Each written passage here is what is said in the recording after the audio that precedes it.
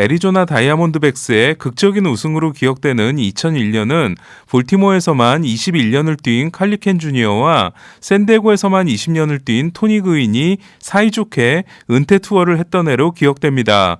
립켄은 팬투표에서 1위를 했고 그윈은 감독 추천으로 올스타전에 참가했는데요. 립켄은 박찬호를 상대로 홈런을 날림으로써 올스타전 MVP를 2차례 차지한 최초의 아메리칸 리그 선수가 됩니다. 데릭 지터는 2014년 올스타전에서 2타수 2안타를 기록함으로써 마지막 올스타전에서 두 번째 MVP를 차지하는 립켄의 길을 따를 것으로 보였는데요. 하지만 똑같이 2안타를 치고 그 2안타가 2루타와 3루타였던 트라웃이 올스타전 MVP를 가져갔고 트라웃은 다음 해에도 2년 연속 수상을 합니다. 5년의 유예기간이 지나고 립켄과 그윈이 나온 2007년 명예전당 투표는 립켄이 역대 최초의 만장일치를 따낼 수 있을 것인가에 관심이 모아졌는데요. 3,000안타 400홈런의 누적 성적, 신인왕과 리그 MVP를 2번 차지한 수상 경력, 골드글러브 2개와 실버슬러거 8개를 따낸 공수겸장의 유격수로 월드시리즈 우승 경력까지 뭐 하나 빠짐이 없었던 립켄은 한 팀에서만 21년을 뛰었으며 2632경기 연속 출장이라는 불멸의 기록과 단 한 번의 사고도 일으키지 않은 완벽한 이미지의 선수였기 때문에 행크 앨런이 97.8%, 톰 시버와 놀란 라이언이 98.8%로 넘지 못한 100%의 벽을 깰 수 있지 않을까라는 기대를 받게 됩니다. 하지만 결과는 허무했는데요. 545명의 투표인단 중 무려 8명이나 립켄에게 표를 주지 않았던 겁니다. 립켄이 얻은 98.5%는 시버와 라이언에 이은 역대 3위이자 타이콥의 98.2%를 넘는 야수 최고 기록이 됐지만 아쉬운 건 사실이었는데요. 이때 저는 앞으로도 만장일치는 절대로 나올 수 없겠구나라고 생각했습니다. 기자들 중에 100% 저지파가 있다는 건 공공연한 비밀이었는데요. 이들은 역대 최고의 선수인 베이브 루스가 95.1%의 득표율로 들어갔으니 100%가 나와서는 안 된다는 신념을 가지고 있었습니다. 그로부터 7년 후인 2014년 저는 혹시나 하는 기대를 다시 품는데요. 그렉 매덕스가 등장했기 때문이었습니다. 매덕스는 비록 괴팍한 성격과 지나친 장난이 있긴 했지만 득표율에 해를 줄 정도는 아니었고 로저 클레멘스가 약물 선수가 됨으로써 평가가 더 크게 올라간 상황이었는데요. 하지만 매덕스 역시 551명 중 16명이 표를 주지 않아 97.2%에 그치고 맙니다. 그리고 매덕스를 찍지 않은 16명 중 1명이 엄청난 파문을 일으킵니다. 다저스의 비트라이터로 유명한 베테랑 기자 켄 거닉이었는데요. 거닉은 최대 10명에게 줄 수 있는 표를 자기는 잭 모리스 1명에게만 줬다고 밝히면서 약물 시대에 뛴 모든 선수들에게 표를 주지 않을 것이라는 충격 발언을 합니다. 거닉의 주장은 이랬습니다. 최고의 선수들이 무더기로 적발된 상황에서 같은 시대를 뛴 다른 선수들도 약물을 하지 않았다는 보장이 없고 따라서 그 시대 자체를 부정하기로 했다는 겁니다. 나름 논리가 있어 보이면서도 반대로 정직했던 선수들에게 2차 피해를 줄 수 있는 거닉의 주장은 엄청난 비난을 받았고 거닉은 명예전당 투표권을 반납하게 됩니다.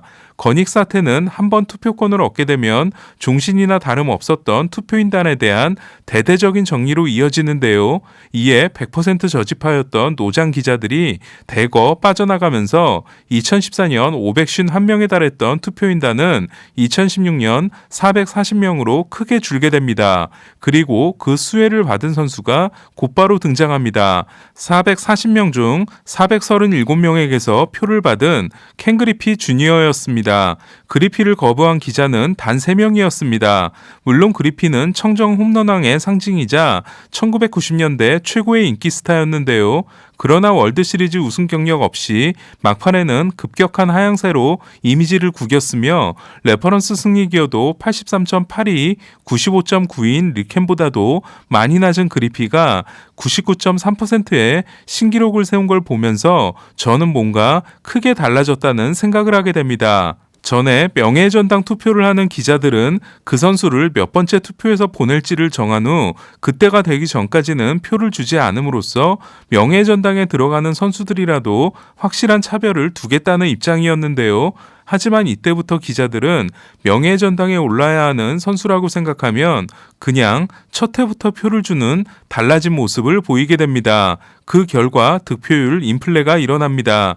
2018년 치퍼 존스가 97.2%를 얻는 걸 보고 저는 더 확신을 가지게 됐는데요. 결국 2019년 100%의 벽이 무너집니다. 주인공은 마리아노 리베라였습니다. 저는 리베라가 받은 100% 득표율에 대해 불만을 가지고 있지 않습니다. 오히려 어울리는 선수라고 생각하고 리베라가 100%를 받은 이유를 여러 번 설명드린 바 있습니다. 하지만 만장일치를 받는 최초의 선수가 리베라가 될 줄은 꿈에도 몰랐습니다. 그와 함께 전 같으면 불가능했을 로이 할러데이가 그것도 85.4%라는 꽤 높은 득표율로 첫 턴에 성공하는 모습을 보면서 2016년 이후의 득표율은 전과 비교했을 때 5% 정도의 상승이 일어났다고 판단했습니다. 2020년 데릭 지터는 397명 중 단 한 명 때문에 역대 2호 만장일치 선수가 되지 못했는데요. 지터가 기록한 99.7%의 득표율 역시 과거의 선수들과 비교하면 대단히 후한 대접이었다고 생각합니다. 이에 명예의 전당 득표율 순위를 보면 1위는 100%의 마리아노 리베라, 2위는 99.7%의 데릭 지터, 3위는 99.3%의 켄 그리피 주니어, 4위는 98.8%의 톰 시버, 5위는 98.8%의 놀란 라이언, 6위는 98.5%의 칼리 켄 주니어, 7위는 98.2%의 타이 코브로 역대 1위, 2위, 3위가 모두 2016년 이후 선수들임을 알 수 있습니다. 만약 저에게 역사를 다시 쓰라고 한다면 저는 립켄이 유일한 100% 선수면 좋겠습니다. 데이비드 오티스의 첫 턴에 대해 논란이 있을 수밖에 없는 건 그가 약물 선수인지 아닌지에 대한 판단이 엇갈리고 있기 때문인데요. 그와 동시에 과연 오티스의 성적이 첫 턴에 합당한 성적인지에 대한 논란도 나오고 있습니다. 저는 오티스가 첫 턴에 성공한 이유는 가을 야구에서의 대활약도 있지만 2016년 이후 후해진 투표 인심이 결정적인 영향을 미쳤다고 생각하는데요.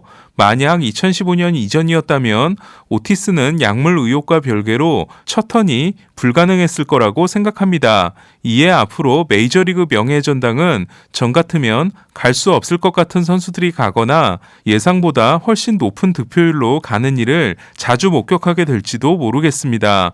그렇다면 이후 명예의 전당에 오를 선수들에는 어떤 선수들이 있을까요? 저는 이미 투표가 시작된 선수들 중에서는 스캇 놀랜과 토드 헬튼이 확정적이고 빌리 와그너와 앤드류 존스가 가능성이 있으며 나머지는 어렵다고 생각하는데요.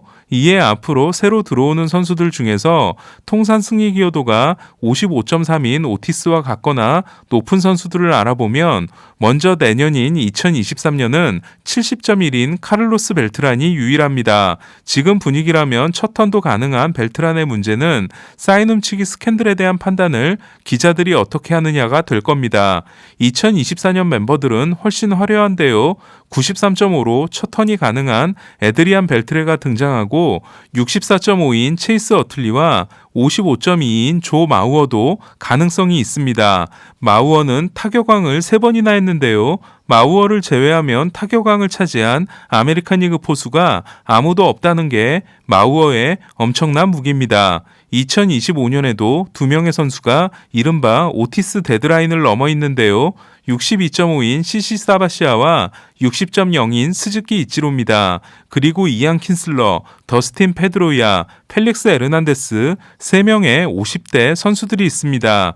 2026년 투표에서는 콜 해멀스만이 오티스의 승리 기여도를 넘어섰는데요. 통산 34.6을 기록한 추신수는 메이저리그 복귀를 하지 않게 되면 2026년 투표에 나오게 됩니다.